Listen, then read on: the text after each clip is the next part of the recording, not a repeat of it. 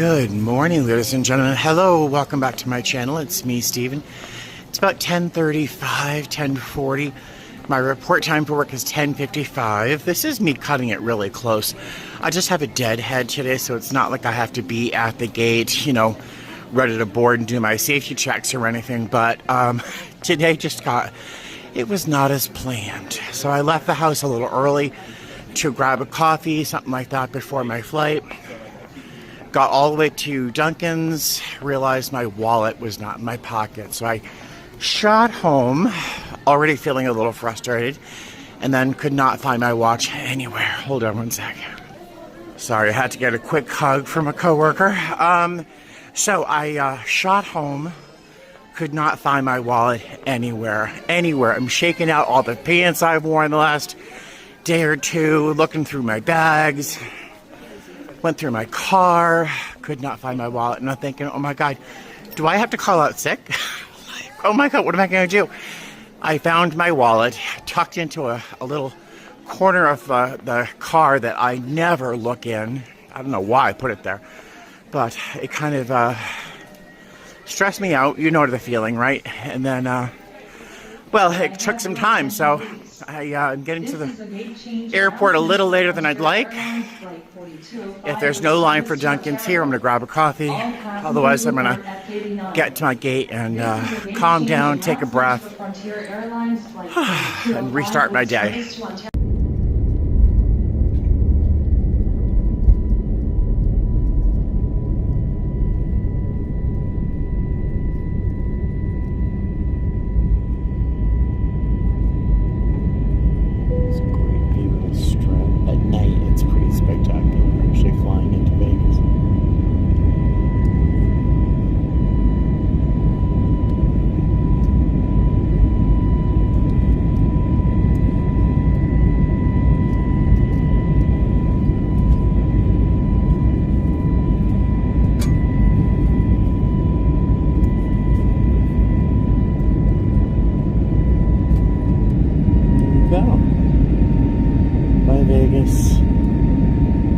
Alright, I'm in Detroit. I'm gonna get a Diet Coke and maybe a small fry or a single cheeseburger or something over here. I'm just a little bit hungry. Well, hello there, guys. Hi, welcome to Flushing. We are in smack dab in the middle of Chinatown here. There are numerous hotels around us, so you can't really guess which hotel we're in, but we're right down in the middle of Flushing. It is 10:36 p.m. We arrived a few minutes early, got to the hotel, the shuttle, the big giant magical black SUV, gorgeous, was right there to pick us up. Very nice. A quick drive to the hotel. I quick costume change, wearing this sort of nautical themed shirt with a pair of blue shorts.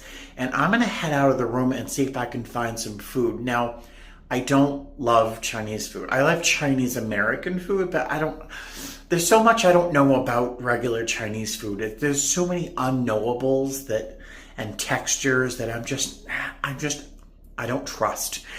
So I'm gonna just hope for something out there. If not, I'll be fine. I can wait till breakfast tomorrow morning, but I'm gonna go outside, see if I can find a little peck, a little bite of something, and then back to the room, get a good night's sleep, and then do some research and find out whether or not it's easy to get into the city from where we are right now. I don't know.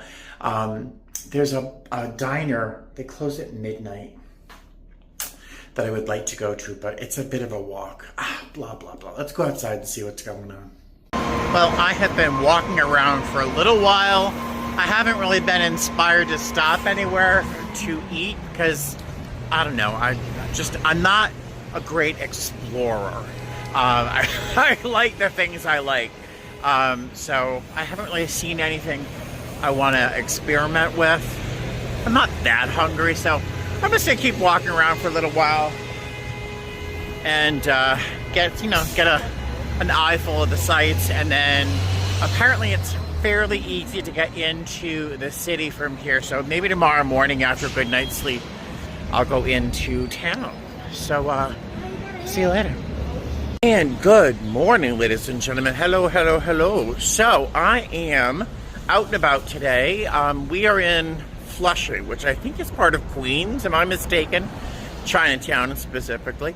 heading off to the train. I think it's the 7 train, which I think brings me right into Times Square. Of course, my favorite destination in all the world, right? But my plan is to head to MoMA because it's only on 53rd Street, I think, or somewhere in that vicinity. Much easier to get to than my typical walk, which is like 50 blocks. So that's what I'm planning on doing today. Grabbing a little bite to eat on the way, maybe. So let's head out. The day is beautiful. It's supposed to be in the high 70s, low 80s, so not too bad for New York. All right, a little bit of a different vibe going on. This is the same area I was in last night, which was really not the most wholesome environment. But during the day, much different. This reminds me a lot of Chinatown in Boston, actually, with the same sort of fruits and vegetables and stuff for sale. Oh, here's the train.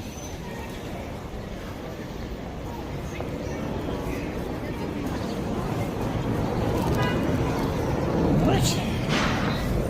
Wearing those no-show socks that someone sent me the other day. There you go. I used to be very, very afraid of taking the subway in New York. It seems so daunting, but just by taking on these machines, I'll use that one over there and jump on, I think, on that side. Nope, this side. Manhattan. Zoom. Whoop. Please swipe again. I just swiped. There we go. All right. Took a couple of minutes because the line was very long buying a new card, but I can use this card over and over again for a little bit. All right, downstairs from Manhattan. All right. I wonder if anything's going on. There's a lot of military on the platform. I just saw the map, and I am way back here at the Flushing stop at the very end, and I'm actually going all the way, almost all the way up to, there's actually Times Square, 34th Street, Hudson Yards. Oh, Hudson Yards, that's interesting. But yeah, I'm going the whole way, taking the whole train. Alright, so, maybe 40 minutes later, 45 minutes later, arrived at Grand Central. Had to walk up a few flights of stairs, and I've got a couple more to go to get out of here. Whew. I just had to climb a lot of stairs, taxi and escalator up to Grand Central Terminal.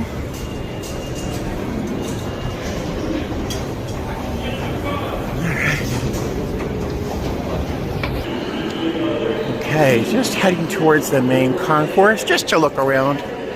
I don't remember the last time I was in Grand Central.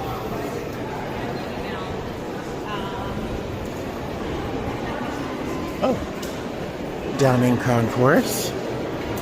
Oh, dining concourse, that sounds hopeful. I'm hungry.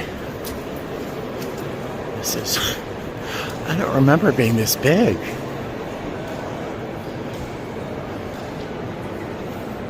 Oh, there's the, all of the constellations over there.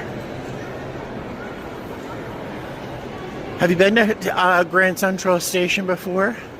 It's been years since I've been in here, but it is something else.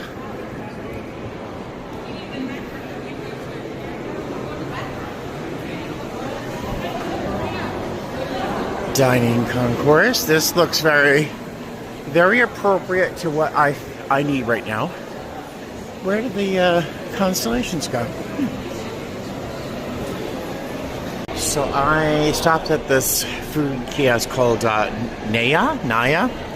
Got this salad, which honestly is not my... It looks so good on someone else's hands, and then I got it myself, and I'm like, I don't know. But it's some sort of chicken on a salad, pickled onions, Kalamata olives, I don't know what kind of cheese it is. I assume feta because it's kind of crumbly. And there's a pomegranate something dressing with a little pita. I got a grapefruit unsweetened soda. So, crossing my fingers here. Well, that was a surprise. I decide I don't like something like Kalamata olives, and I never eat them again until they're on a salad that I just paid $20 for, and I eat them. And they were delicious. Pickled onions. I don't like pickled onions. Unless they're on the salad I paid $20 for. But this was delicious. This was delicious. This, on the other hand, not delicious. Spindrift, unsweetened grapefruit. Not delicious. It kind of tasted like lame tonic water, honestly. So I will not be drinking Spindrift again. But yeah, that was very, very delicious. Now let's go upstairs and find the rest of Grand Central. So I just came out from the dining concourse into Grand Central Station. Have you been before? It is grand. It's kind of crazy how big it is. Those windows are enormous. And right above, we have these constellations, which are all the zodiacs. There's Aries right there. That's me. So cool. Now, from what I hear, and now this is all just things I vaguely remember. This apparently decades ago, because there was so much smoke from the engines and cigarettes and all sorts of stuff that they had to clean this. This color was not like this all the time. And someone else told me, I'm probably wrong, but someone said that these constellations are actually painted the wrong way. They're like flipped over. And then someone else told me, or a vague memory, is that that's supposed to be how God sees them, because he's whatever. Yeah, really cool. Very, very cool. I was thinking of getting coffee here, but I think I'm ready. I'm just going to head to a museum. Probably MoMA, but I need to exit. Let's see. Exit. 40th Street. Let's just go over here. All right, I'm on Madison Avenue and probably around 48th Street. It's kind of crazy. I just saw this little flicker of Passport Plum, a Delta flight attendant moving quickly with a flight attendant's step, moving through the crowds with her rollerboard. It was kind of cool just to see a little whisper of a flight attendant in the middle of all this craziness. I pity her. Pulling that rollerboard through these streets. All right. Almost there, almost there. I don't know what church that is, but it's absolutely beautiful. That spire makes me think of something in Barcelona or something. Really kind of cool. Beautiful. Let's keep on keeping on. Look at this little pocket park. How cute is this? It's just this little teeny little park where everyone's having lunch. With that really cool water fountain in the back. How cool is that? Alright, the museum is down this way. This is a shame. Self-service kiosks come to the Modern Art Museum. I guess this is modern. I don't like it. Tap or card. So there's the ticket. Apparently you can still buy a ticket from a human being, which is how I prefer buying my tickets. Because you meet, like, the coolest people work at museums. So, alright, let's get inside. This is by Henri Rousseau, 1910. Unbelievable. Pieces you've really only seen in textbooks and postcards. God, the space. The space. I'm waiting to see Picasso, of course. Because everywhere I go, there's Picasso.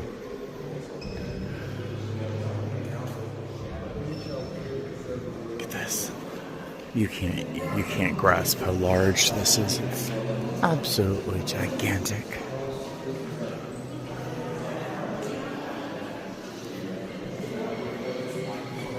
Mark Bradford, Jungle.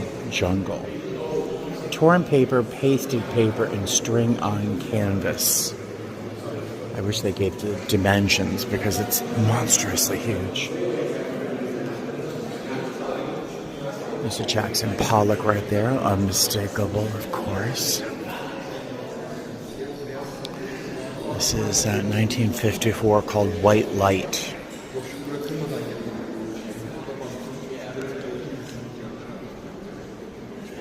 If you've never seen Jackson Pollock up close. Interesting. It's in here.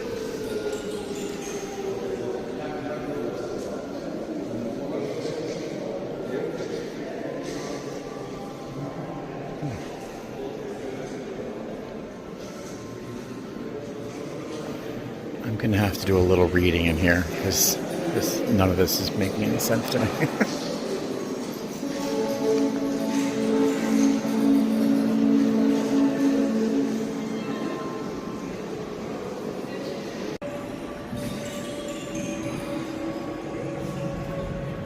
Isn't that great? It's a face painted onto cardboard.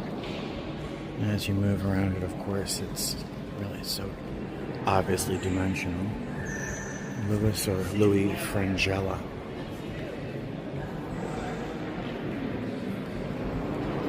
This piece is called Michael Smith's Government-Approved Home Fallout Shelter. For over 4 decades, Michael Smith has produced videos, performances, and installations that feature his hapless middle-class persona, Mike, as a means of examining American culture and media. The work is based on a U.S. government plan issued in 1980 against the backdrop of Reagan-era Cold War politics for home fallout shelter that doubles as a snack bar. Okay.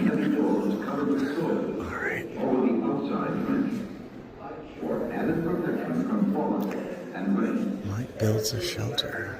Oh my God, this makes me think of my grandmother's basement.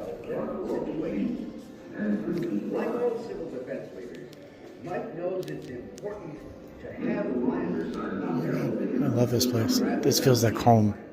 We're going to do a little reading before we look at the piece.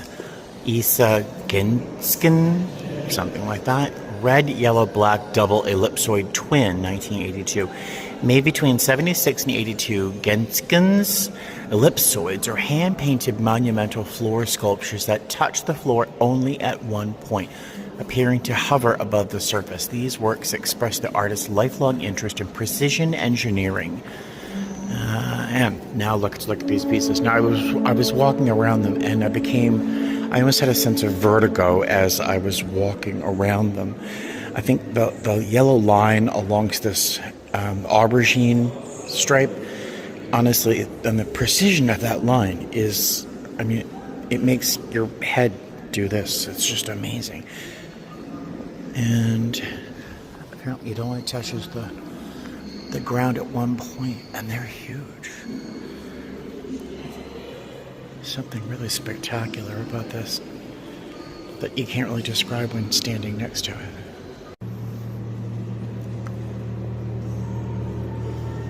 They're clouds of stuffed animals.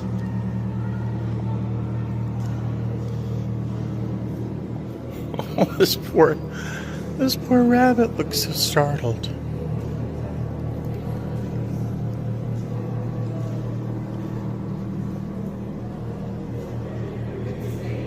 It's a cloudscape of stuffed animals.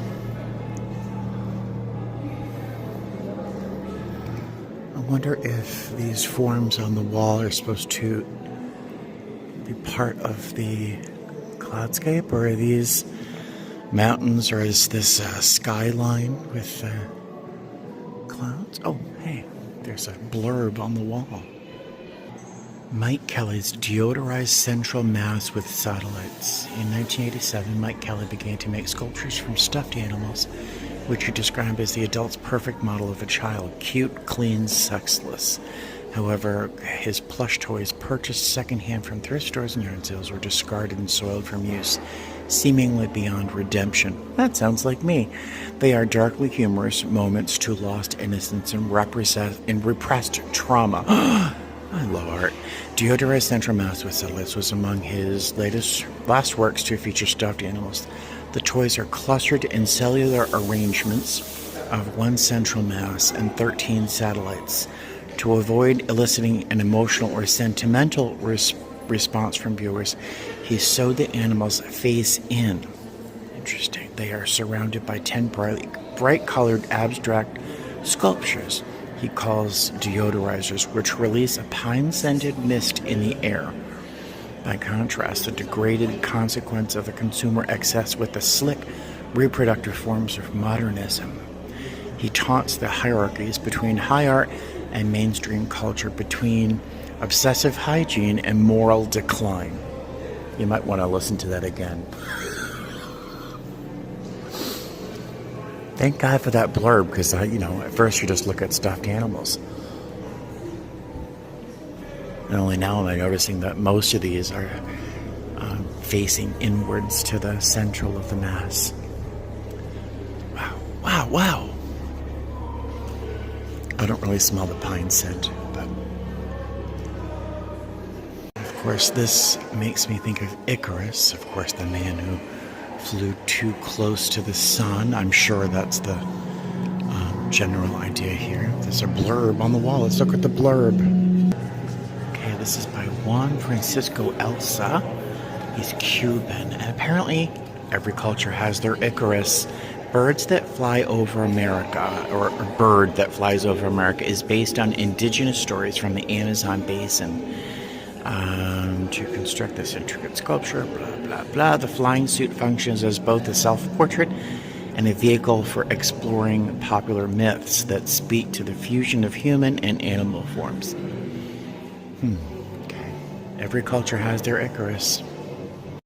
Oh, looks like they're getting ready for a big event down there.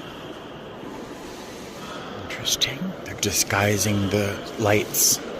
Look at this space.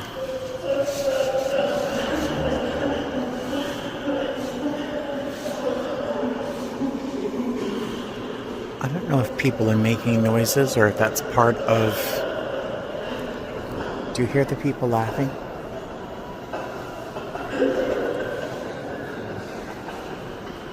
That must be... It must have something to do with this piece in front of me.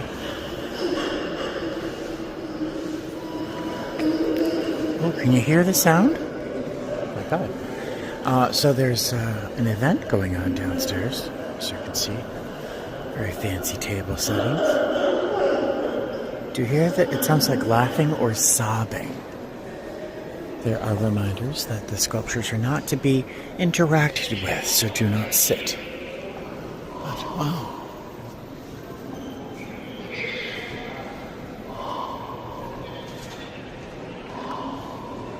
Now it sounds like that person is snoring. Okay.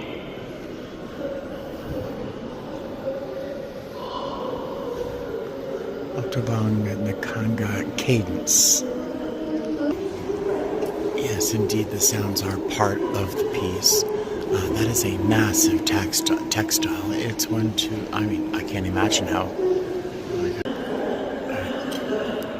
Can you hear the exhalations and the laughter in the background? It's very unsettling. These are giant hand-dyed ropes with ceramic objects kind of spaced between them like beads. And in the back, you see that tapestry. It's one huge tapestry.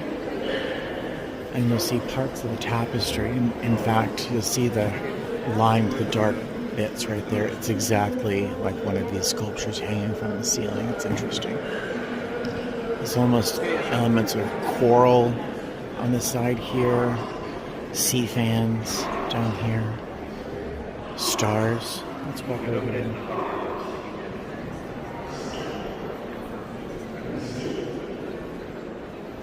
These are the ceramic bits you'll see. And these ropes that he made, the artist. And just the combination of the sheer volume of this piece. I mean, I've never seen a piece of artwork, certainly not textile this large, combined with these things hanging from the ceiling and the sounds.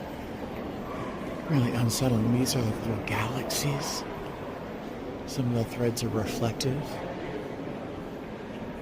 That's amazing.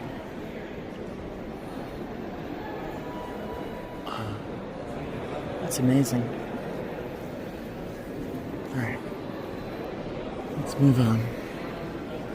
The museum stores on this level. Let's just walk around the cafe.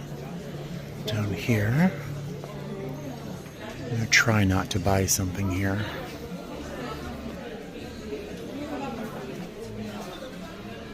I was telling you in my last video about the Sonnabends. His wife, Roger's wife, had, a whole basement full of promotional work for when Warhol first released his soup can collection artworks. I love that.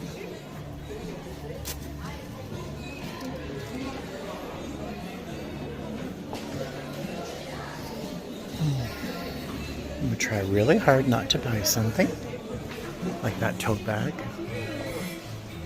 Bago, I love Bago. That's a great brand. I love Bago. If I can find where they're extra large folding bags, I will buy one of those. I'm trying not to buy these tote bags. The purpose of art is to expand consciousness. I found that I could say things with color and shapes that I couldn't say in any other way.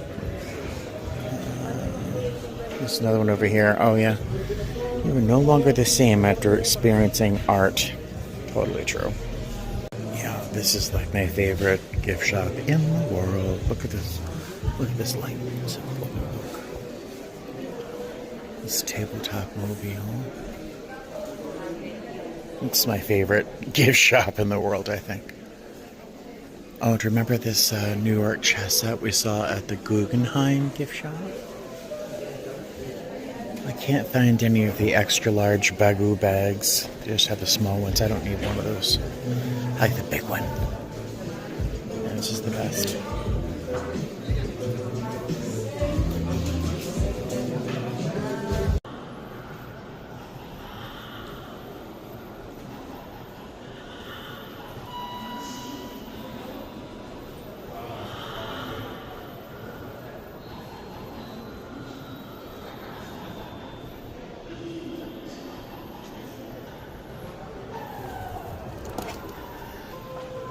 So, this just looks like a piece of artwork, right?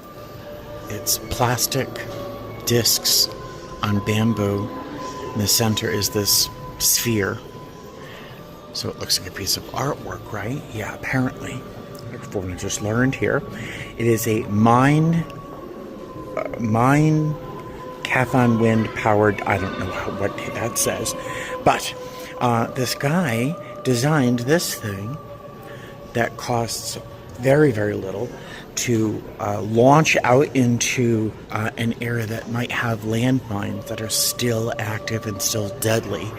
And it costs thousands of dollars to get rid of one of these mines. He designed this thing to be wind-powered, that you could just leave out into an area that might have a landmine there and have it explode rather than kill a child, And this whole exhibit here is called Pirouette, Turning Points in Design.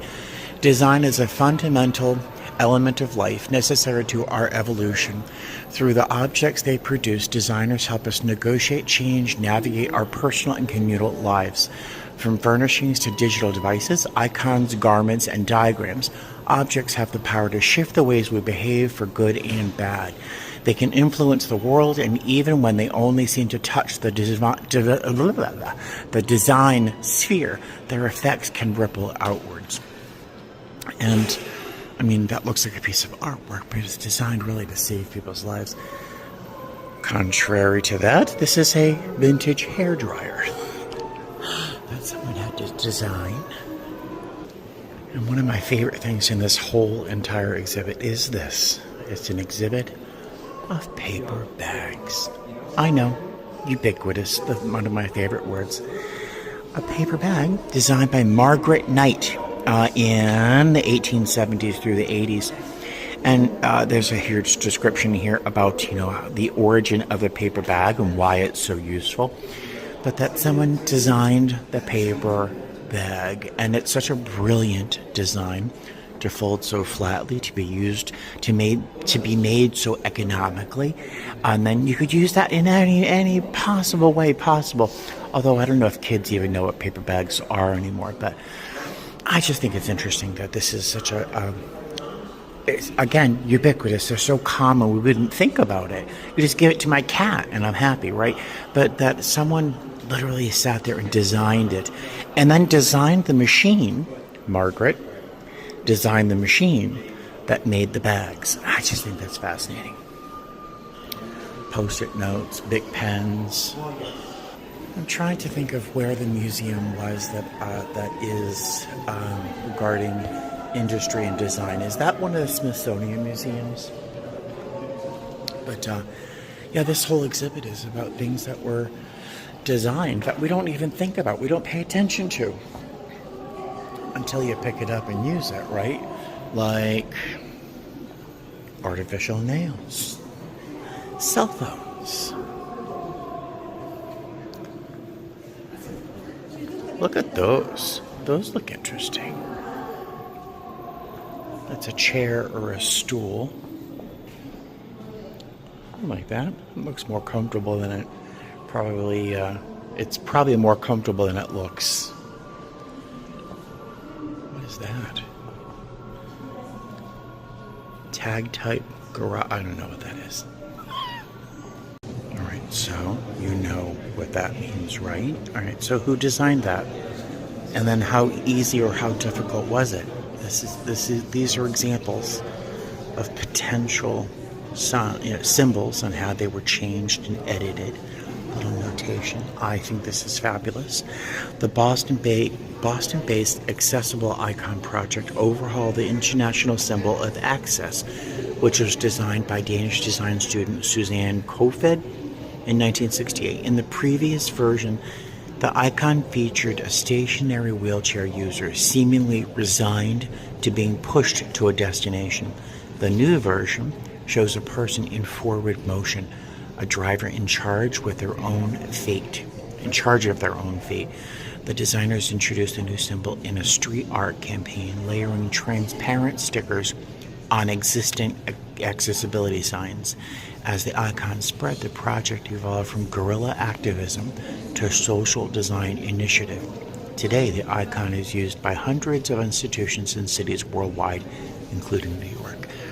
How neat is that? So they put this sticker on an existing form as a mode of protest. And look at that. Isn't that interesting? I think it's interesting. You probably think it's boring. Sorry. Is there anything more recognizable than I Love New York? All right, so how did this come to be? Who designed this? Who thinks about that kind of crap, right? This is the original scribble that inspired it, by Milton Glaser. A native New Yorker, Glaser designed I Heart New York in 1976 at a time when New York City was contending with looming bankruptcy, rising crime, and garbage collection strike.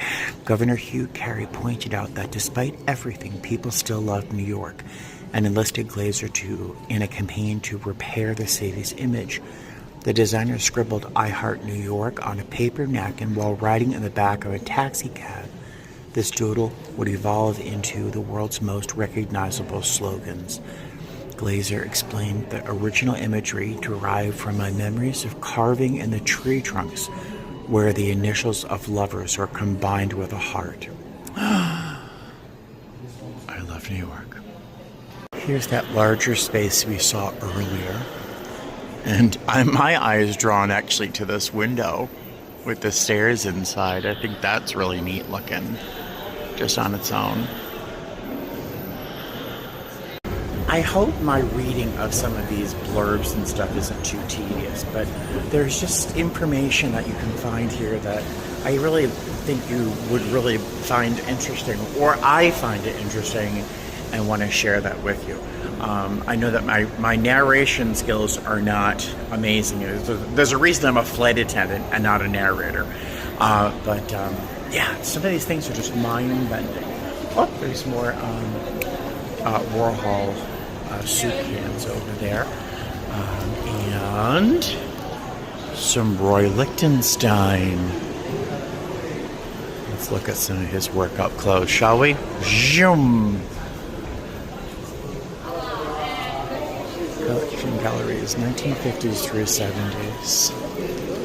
Oh, this is that tapestry that we saw downstairs. Look up close. This is the back of that same tapestry. Oh, I like that we could see that. That's interesting.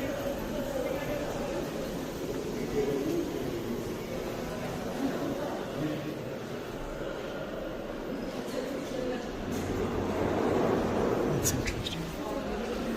That looks like the unfolding of an origami swan or something.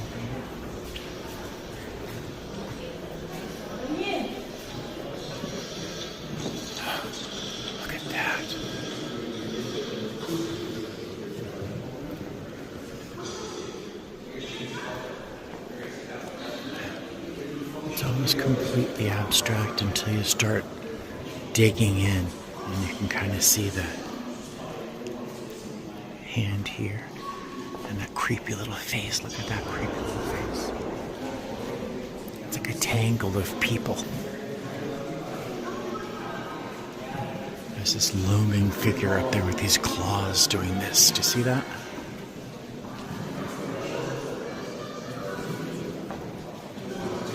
It's incredibly spooky.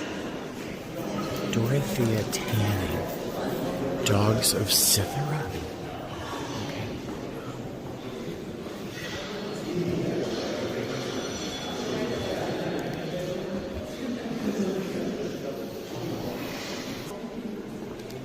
Adrian Piper, self-portrait at age 5 with doll, 1966. That is a literal doll, a three-dimensional doll on the canvas. That is wild.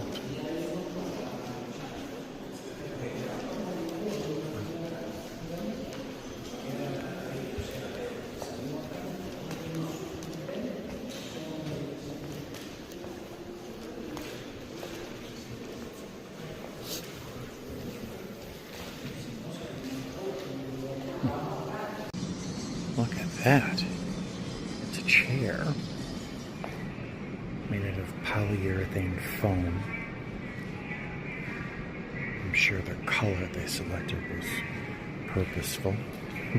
It's either chocolate or not. Do you remember my Guggenheim trip? My favorite word, peristalsis? Right there, right there.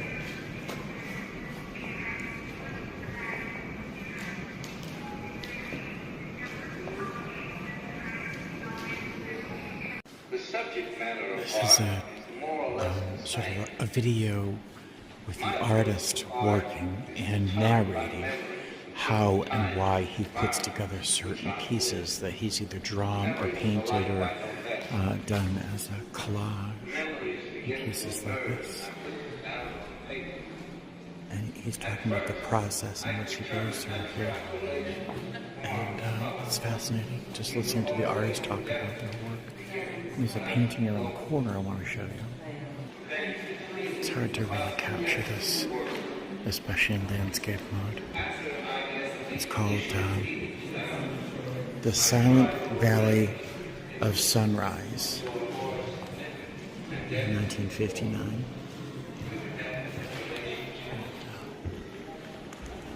As you get up close and just look at the textures and the...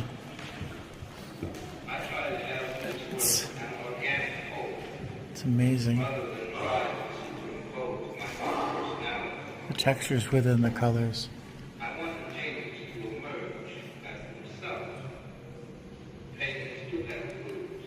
This just feels like it's my new favorite painting. I luckily signed it way up here in the corner. Romeo Bearden, art is always made from other art, he once said. and you just have to find your place. Isn't that the truth? And isn't that the hardest thing in the world, to find your place?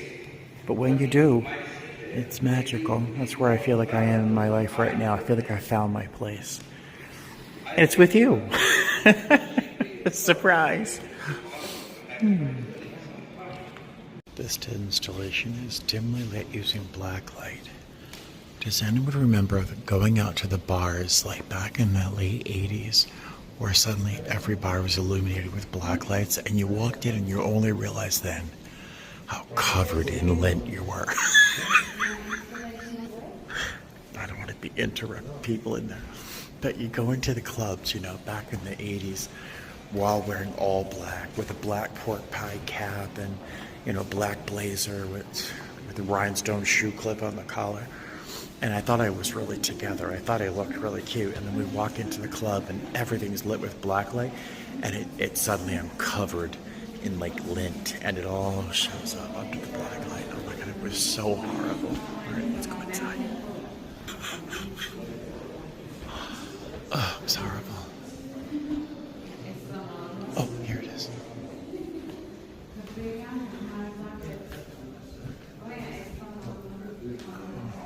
Wow.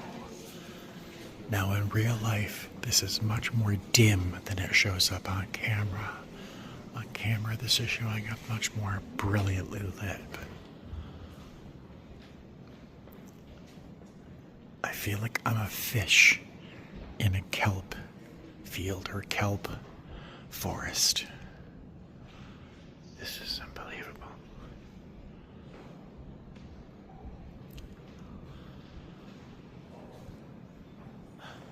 Oh, these are black on one side, lit on the other. Oh, I love this. I love this. All right, let's get out of here. This is getting a little freaky. Is this a space I can walk? Let's get out of here. Well, that was something else. Wow.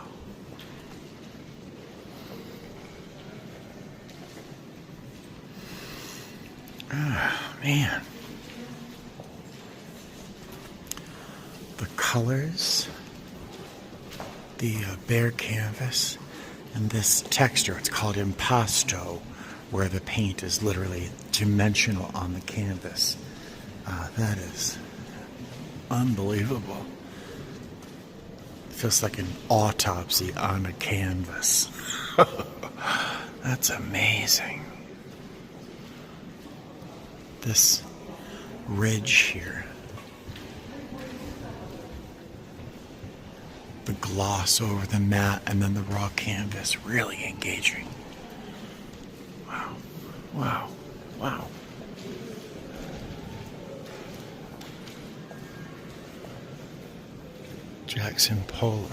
Jackson Pollock, another piece. This is 1951, enamel paint on canvas. I wonder at what point in his timeline that he created this, because the textures are missing completely. This is just the oil paint on canvas, just spread around, where so many of his other pieces are layered, splash, contrast, thick impasto. And here it's just this oil paint on raw canvas. I wonder what his timeline was like with this piece. Oh, look at this. Look at this. Oh, I love this. I wish I were an artist. I'm not. I wish I were. I mean, I like pottery, but painting is so hard. I would love to do something like this, like on my living room wall, you know, just the whole wall. Joan Mitchell. This is 1962. And you know, if you compare it to Jackson Pollock, you can, obviously, because of the color and the texture. And here, but there's an application and a movement of the product with the brush or the hand or the tool, where Jackson was much more about splashing and drizzling, and here there's some of that, but there's more gesture involved. And each spot, doesn't this look like a different painting than this, just a few inches over?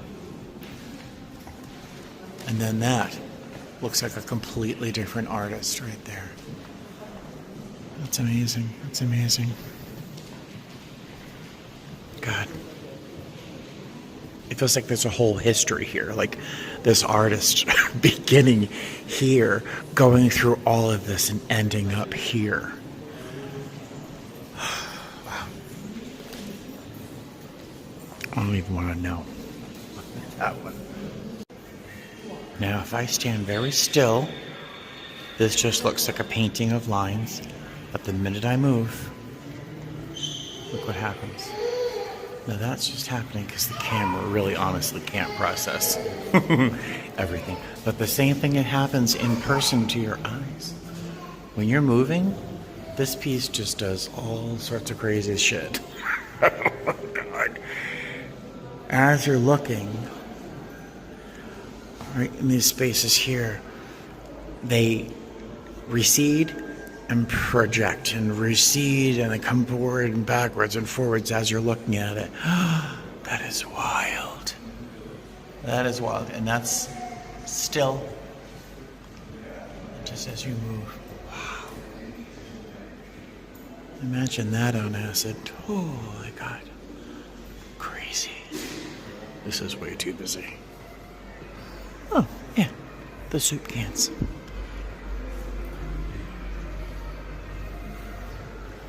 Warhol, of course. I wish I had been so bold as to ask for something from the Sonnabends. His wife had a huge collection of the promotional material they made for this back when this series first came out. I'm sure she would have given me something. Yeah, I should have asked. But yeah, everyone just knows the tomato soup. But look at all the different kinds of soups. That doesn't look too pleasant, does it?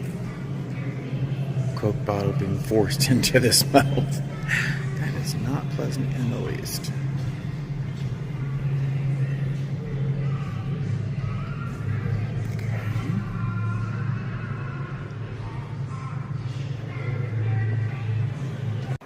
Of course, we have some Andy Warhol here.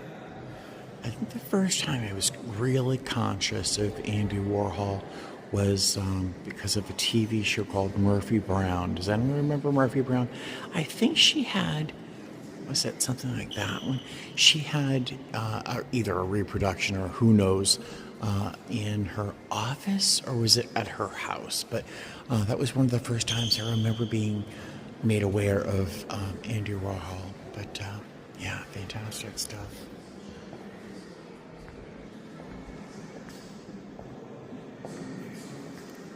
What do we have outside the window here?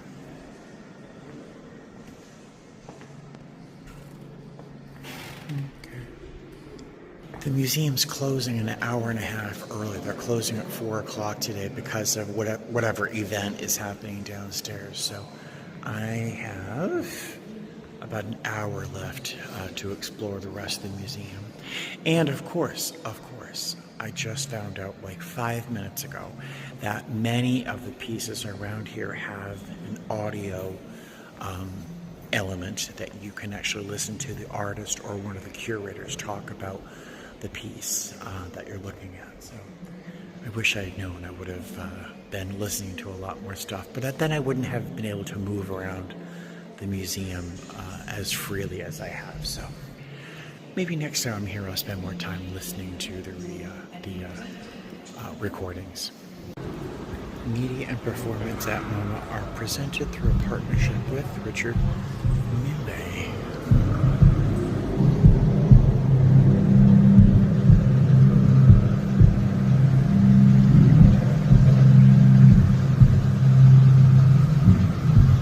This is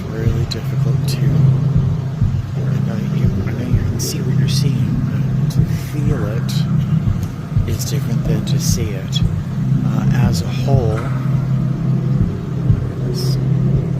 All right. I'm not sure if you can see, but the rolls of film are moving through the projector up and over onto these wires here, and then brought back down. And it's projecting just a square of light with the film on it. The whole room is sort of thrumming. There's a vibration through the floors.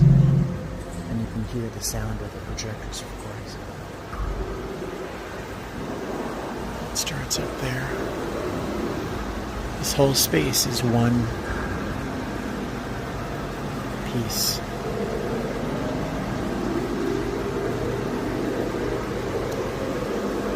Goodness. I've never seen this piece in real life, and I'm just like breathless. Look. Renee Magritte.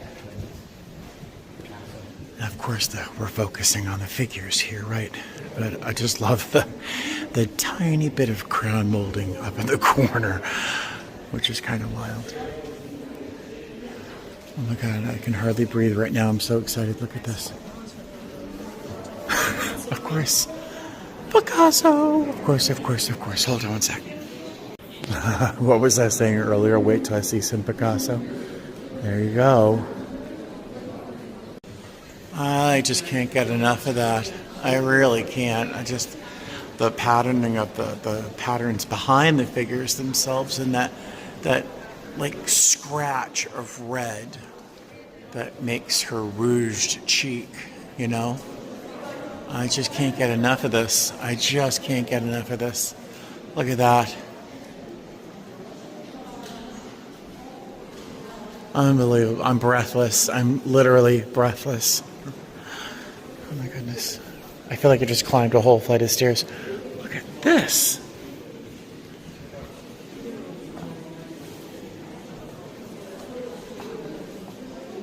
Hans Belmer.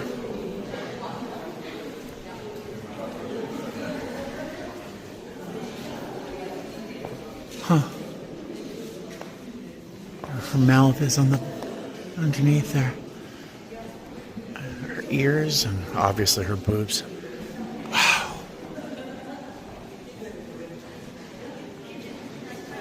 Wow. Wow.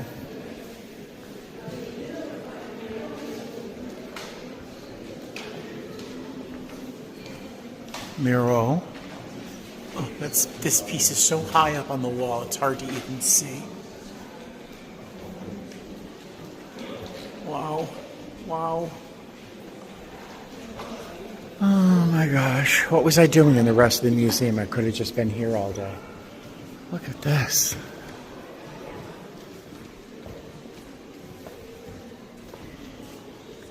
Goodness.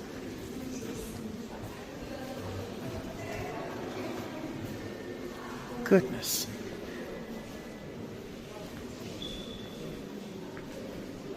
I want to look at that. All right, before we look at it, I have to read Salvador Dali, of course. It's called The Little Theater. This illuminated diorama-like construction contains 11 parallel painted glass panels. Both pictorial illusion and actual depth produce the sense of receding space from the proscenium arch on the front panel to the sky on the furthest, with various bizarre objects, figures, and scenarios sandwiched in between. This unusual work may have been Dali's attempt to recreate a large square box he had seen as a boy. It was a kind of optical theater which provided me with the greatest measure of illusion of my childhood. I have never been able to determine or reconstruct in my mind exactly what it was like, but here he tried. This is 1934. I don't know if I can really capture this. I don't know if I can. These are 11 panels of glass with him painting this spoon that's dangling out. Is my camera lens dirty? What's going on? It's impossible to capture. Yeah, I'm really trying hard to capture the sense of depth. It's impossible. That is amazing. I'm sorry. Kind of being a pig, I wasn't letting other people see. What's over here? What's over here? Oh, what's over here? Wow. Wow. Look at that color. Giorgio de Chirico, the duo. That's what I wanted to see over here. Look at this. This is more Miro, if I'm not mistaken. Yeah. Things you see in books, but never in real life. Just the way that the drips and the movement, and then the defined lines. Oh my goodness! I'm literally feeling faint right now. This was done in 1925.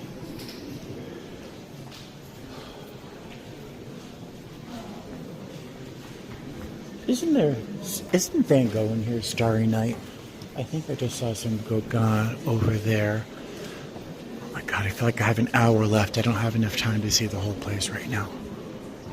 I'm gonna have to come back here soon.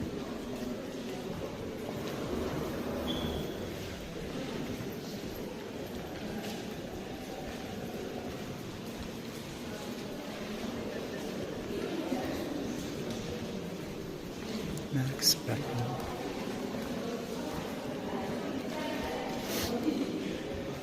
Oh, here's what we have to look at. David Alfaro Sequeiros. This is titled Collective Suicide 1936. Looks like some sort of battle being fought down here. And there. And the sky literally melting.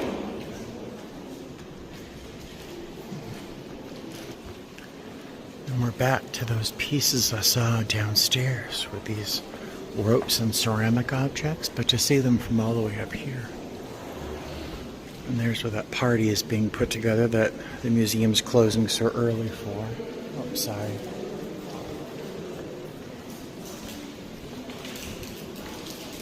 I'm gonna go in here.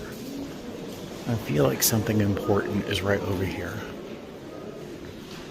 Oh, there's that Picasso we saw earlier. Oh, guys, I'm so excited. Hold on. Oh my God. Guys, it's more Dali. This is the Persistence of Memory, 1931. You all know this piece, right? You all know this piece. It's so small. You've all seen it, right? But to see it in person is very strange. Okay, oh my God. I walked by this earlier. When I came over here to look at Miro, I walked right past Dali. Alright, there's something else I wanted to see. Where is it? So here. I'm like losing my mind right now. I feel like I'm going to miss out on stuff. What's this? Oh, hey. Our friends, the paper bags again.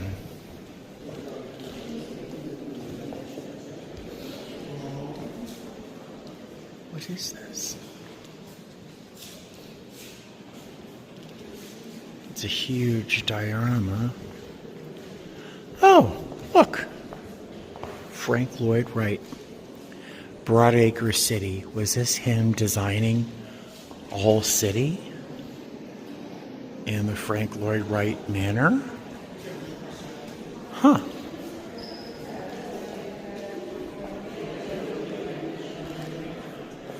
You know what's funny is that this is what year was this? 1934, 1935, right? So this is what he thought a city would or could look like. But if you look right there, see that tall brown stick right here? There are buildings in New York City that look just like that. He was a visionary. Yeah, this is Frank Lloyd Wright during the Great Depression, trying to make agriculture and urban life meet. And there we are. Kind of wild.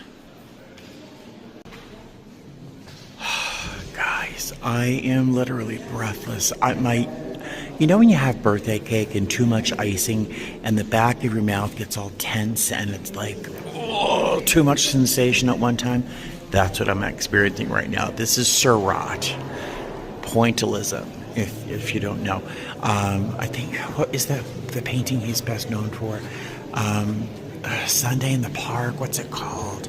But here, pointillism, just using dots of paint points, as you guess, in different colors and tones and hues to create, a painting. But here, even the frame itself is part of the work. Amazing, amazing. It's like they kept the really big, important pieces for this floor.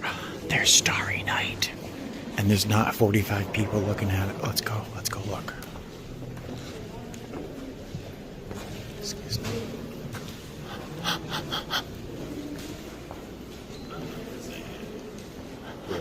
Guys. I'm getting her picture. Guys, in person, Van Gogh Starry Night. Thank you very much.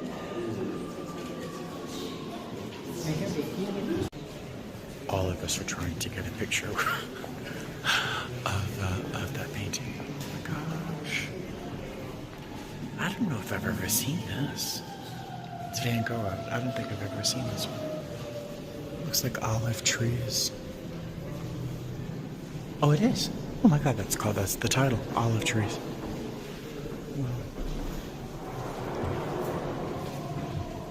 Well, I've never seen this piece. Look at that. You could tell they look like olive trees. It's just the way that the branches form and the color. Well, there's more Seurat. We'll look at that in a moment. I want to go over here, though. More pointillism, but much more bold. Less pastel like Seurat, but look at the orchid he has in his hand here. This almost looks like a Peter Mag poster from the 60s, doesn't it? I want to see that Seurat piece over there. Wow, that is amazing. Again, if you went to the Guggenheim with me, and that giant piece, anonymous audience or something, anxious audience, that big giant piece where I could hardly imagine how he could work on one small piece of that and work on it as if it were the whole. Here, again, how does Seurat know that he's going to create sand dunes by using points of color here without knowing the whole? Am I making any sense? I'm struggling here. But this is amazing. But I also got to look. He almost created a sort of a mat between the frame and the painting by this jeweled colored line around the outside edge. You see it very clearly here. Isn't that interesting?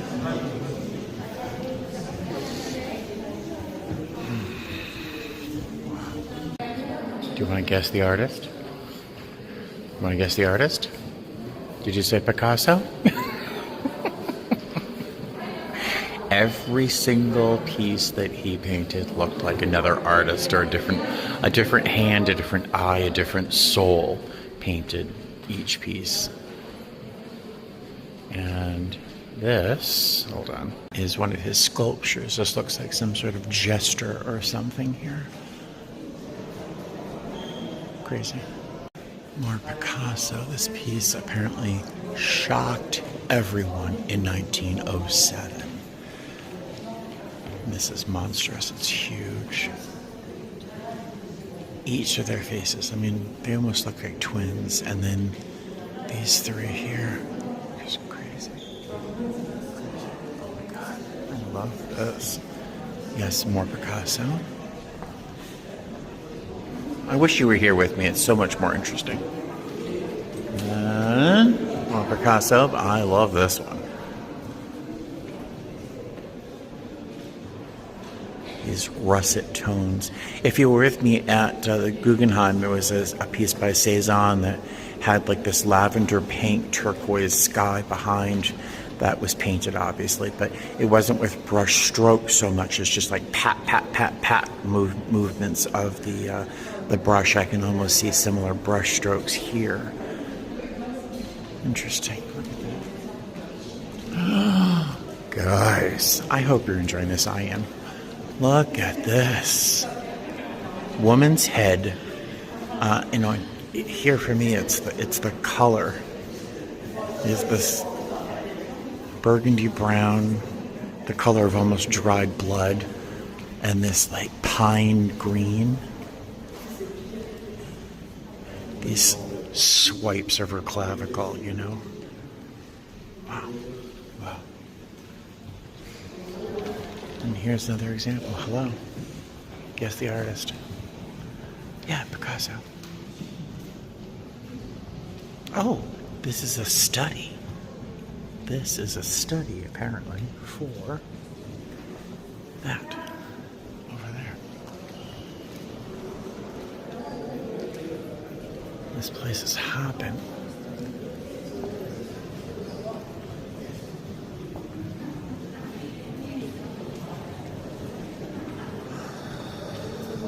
Oh, my head hurts. My head hurts. My head is hurting. This space makes me very happy. This is Ferdinand Leger, 1914. A similar palette as Picasso was using.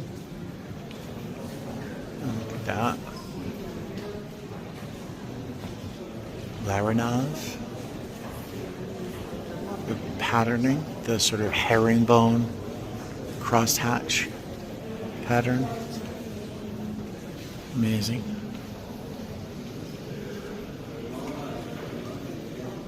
Yeah, it's hard to capture that all in one frame, right?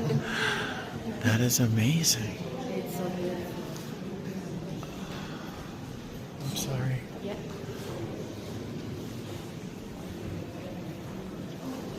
This should be like a test for your humanity.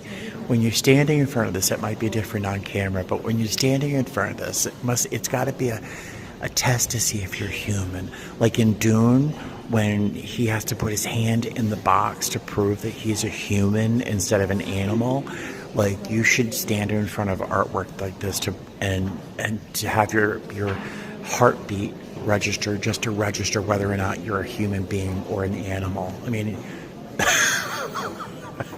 in person, I don't know what it's like on camera, but in person, this is magic. Look at this. Oh, I have to do this portrait so you can really get a good idea. Hold on. At first glance, obviously, just panels, but then there's this beautiful face embedded in the middle of it all.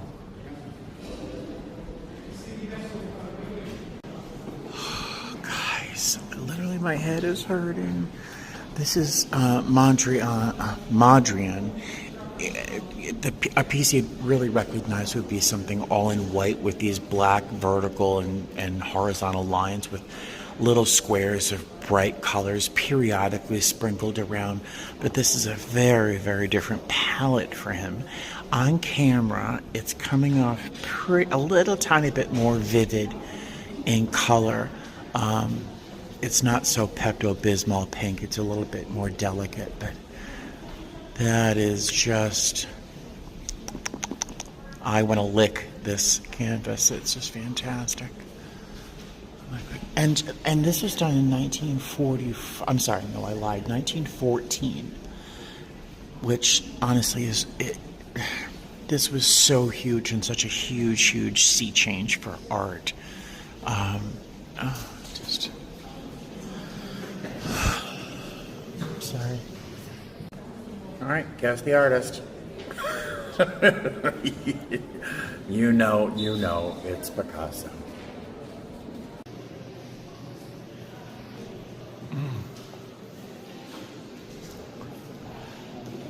Gustav Klimt, which I'll show you one of his most famous paintings in a moment, but I am just enjoying this right now. It's called The Park, and this is trees. You can see the trunk of one of the trees coming up through here. If you're walking through some of Central Park, as you walk, sometimes the trees, while they look very separate, sometimes as you move, they become almost a solid wall. And it's kind of a magic moment. And you'll see this person kind of walking, meandering through the park down the corner here. This is more of what you might recognize as Klimt here, also magical. All right, I just showed you this piece a moment ago, but I guess I wasn't looking close enough. So this is a piece called Hope 2. A woman with a skull nestled in her gown. See the skull right there. Lowers her head towards her swelling belly. She's pregnant. Below, 3 women also bow their heads in prayer or in mourning. Interesting. I'm really going to faint because this whole room is Matisse. This whole room is Matisse. You know that piece, right? You've seen that piece, right? Look, the bird bath over there. I am completely, like, what is the phrase? Gagging over these sculptures. This actually looks like my great aunt Gloria, my grandmother's sister Gloria. Oh my goodness.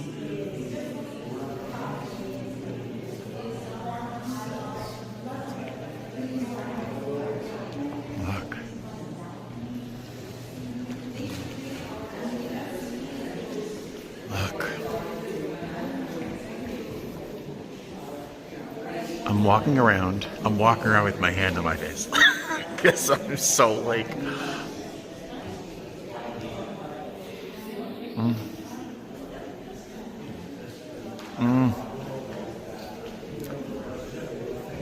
my God. To be in the presence of some of these pieces. Look at the two of their hands, like they're circling clearly, right? So I'm seeing that, but my eye is caught right here where they're trying to meet.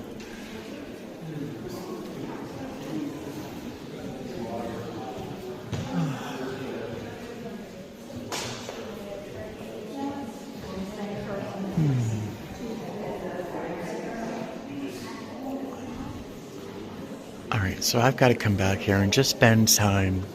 I think there's one more floor upstairs. Oh, I was over here earlier because there's that Picasso piece. Did I go over here? Yeah, I did. Oh my God, I'm so dizzy. I'm literally dizzy. This is the main gift shop that's downstairs. There's also a shop across the street. Let's check out both. Do you remember I was trying to describe Mondrian to you? This is what, you're more familiar with. This. So that pastel version of his work was just so different than what I usually think of. Kind of cool. I'm not seeing anything I can't live without. And you can see the museum is closing and everyone's leaving. Counting me in just a moment or two.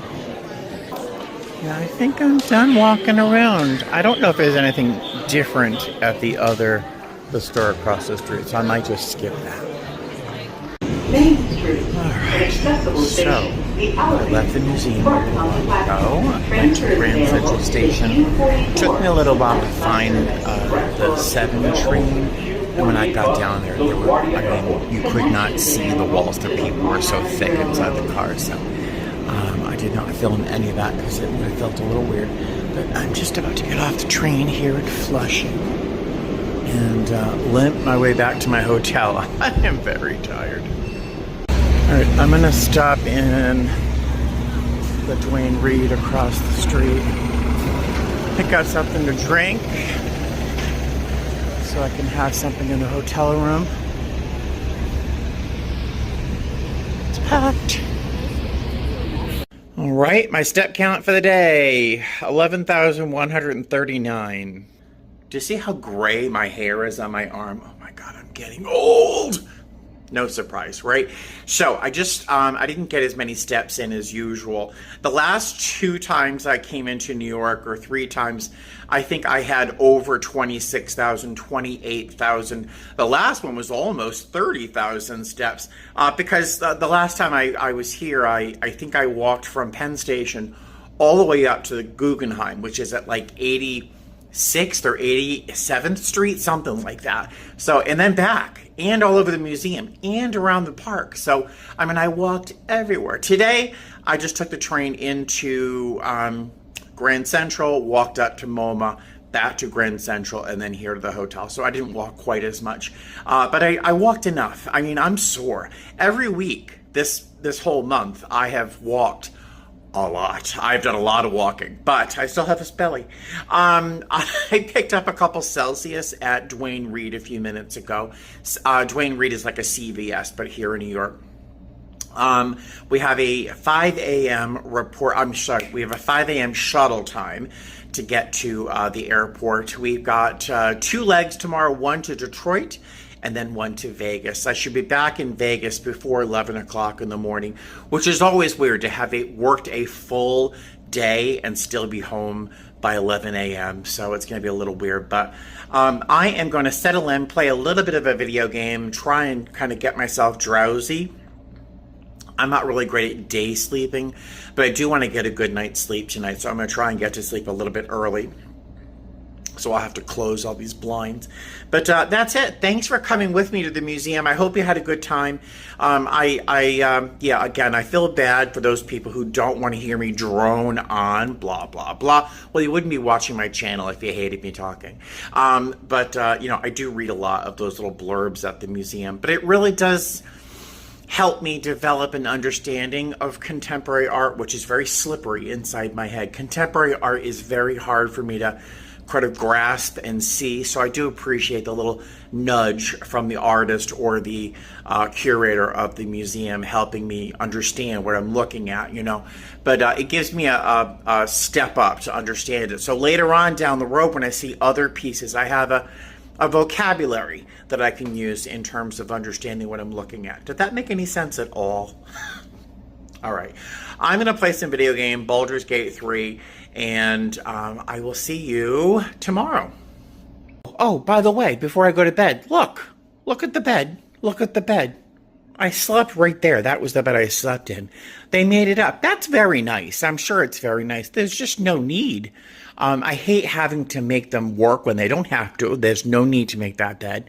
And I really didn't like them. I don't like when the housekeeping staff comes in the room when I'm not here. I do not have a do not disturb sign. I should have maybe asked for one. But yeah, they made the beds up. I guess that's nice. But I'm gonna mess it up again. Like I never make the bed at home, but that's a different story. I'll talk to you tomorrow. Bye. I know. I keep telling you I'm going to see you tomorrow, and I keep talking. But I keep thinking of things I have to tell you. So I wore these loafers today walking around New York City. So it's a pair of to-boot suede loafers that I just love. They're super, super soft. They're really more like wearing a slipper. But I don't like wearing socks with loafers. And somebody sent me these socks, these no-show socks, which I have never had success with because these no-show socks always slip off the heel. I have huge feet. I wear a size 12 foot. And but somebody sent me these no-show socks, and they really don't show, even with little loafers like that. But I wore these socks today, no blisters, super comfortable, didn't bunch up inside my shoe. They're amazing. So whoever sent me these no-show socks, I love you more than I can tell you. They're so great. I have no idea who makes them, The box is at home. I'm going to try to remember to include in the comment section what the brand name was for these socks. I had the box at home, but they were unbelievable. Unbelievable. I mean, the best socks I've ever owned in my life. Ta-da! All right, so thank you very much. Next time I see you will be tomorrow, I promise. No more talking from Steven. Unless there's something... No, I'm kidding. Bye. There's the scene of the crime. Probably the most disastrous night's sleep I've had in my career, in my life. I swear, oh my God. I could not get to sleep. I took a sleep aid that usually knocks me out right away. I got in bed about 9:30, 9:45, and I lay there until well past midnight before I finally got to sleep. And I had to wake up at like 4:15. Just disastrous night, but I have 2 Celsius. I just chugged one. I've got one more for the plane. But I'm in uniform, so I can't say hi to you, but let's go to Detroit and then home. Gosh. This is today's grab and go. It's definitely better than most, but it's 2 muffins the size of marbles. Oh, little tiny yogurt and a biscotti of all things. Very strange, but I will inhale this right now. Hey guys, how are you? Welcome back to Las Vegas. Welcome back to my car, Sheeny. It is ridiculously hot. It's only 93 here, but the inside of the car feels like an easy bake oven. I can't talk very long because number one, this video is probably an hour and a half long. Second, the phone is sitting in the sun and will get so hot so quickly that it will turn off. So the synopsis of the day, because I could not film anything, was lovely. Long, but lovely. The first leg of the day was super easy to Detroit, super fantastic. The passengers, especially up in front where I was working, were just extraordinary. I mean, extraordinary. Great stories, really, really great passengers. The second flight was from Detroit here to Las Vegas, 3 hours and 58 minutes. Almost as good. Almost as good. Really, really great people. We had a lot of babies on this flight. All behaved beautifully. It was a really easy day. It was long and a little difficult only because I got almost no sleep. I probably had a maximum of 4 hours of interrupted sleep. But that was the worst part of my day, is I had to do 2 Celsiuses and a couple Diet Cokes to keep me upright. But a really nice day. Great crew. Wonderful trip. And I want to thank you very much for, if you watched this entire video, you are a gem, because it's a long one. It's probably one of my longest videos ever. Blah, blah, blah, blah. I keep talking. Let me let you go. Thank you for joining me, and I will see you in the next one. All right, fly safe. Bye.